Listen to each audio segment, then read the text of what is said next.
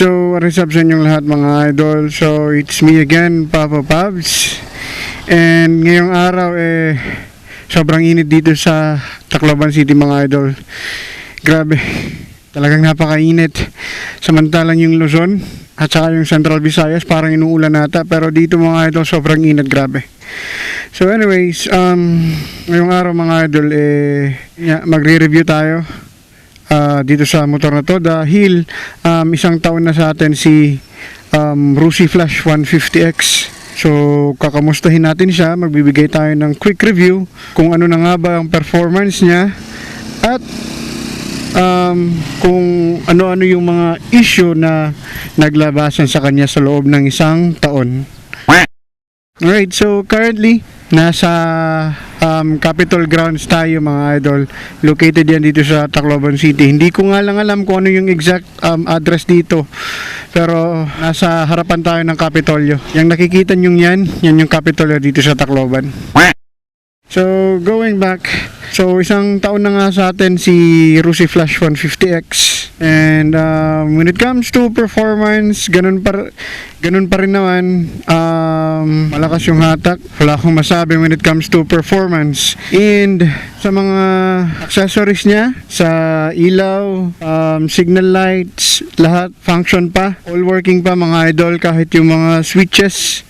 Although yun nga lang, yung mga ganito, yung mga print nabubura, but still working pa lahat ng switches. Ang tinakbo ng motor mga idol is nasa check natin,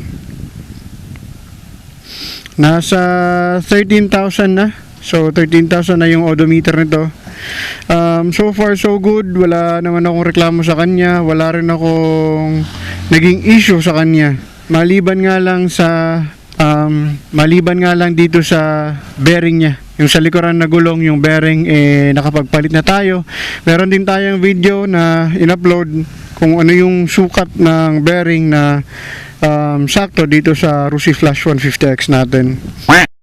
Yung tambutso, so far okay din. Yung makina, walang katok for 1 year. Wala akong naging issue sa makina niya.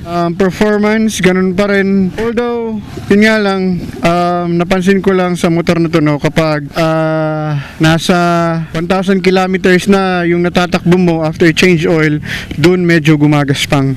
So, advice ko sa mga Rusi Flash owner, ugaliing magpalit, no? Ugaliing magpalit ng langis every 1,000 kilometers. So far yung looks niya, ganun pa rin naman, napaka-pogi pa rin naman. Alagang-alaga natin yung motor natin. Yun lang, yung mga current issue niya is ito yung side mirror. Ito lang yung napansin ko mga idol, kasi tumatagal, nababakbak yung pintura niya mga idol. At saka makikita nyo rin na kinakalawang. So ito yung mga issue na napansin ko sa kanya. Ganun din sa tawag na ito, sa swing arm dito mismo banda, kung saan sinasalpak yung axle, yan, nababakbak yung pintura mga idol. Kabilaan yan mga idol, yan, bakbak yung pintura. So ang plano ko nito, if makaluwag-luwag, magkapera tayo, ipapa-repaint ko. Gagawin ko siyang glossy black para mas madali siyang linisan. Of course, syempre, para maganda rin tingnan. So, yun lang. So far, wala pa akong pinapalitan dito. All stock pa rin lahat mga idol. Wala pa akong, kagaya nga ng sabi ko kanina, wala pa akong naging issue sa makina. Goods lahat sa akin. Naka-isang beses pa lang tayong mag-top up ng coolant niya nung nasa Cebu tayo. So tinulungan tayo ni Ernel, yung kilala natin mekaniko sa Cebu. So far so good. Ganun pa rin naman, sulit na sulit yung perang ilalabas nyo dito sa motor na to mga idol. Grabe ang init.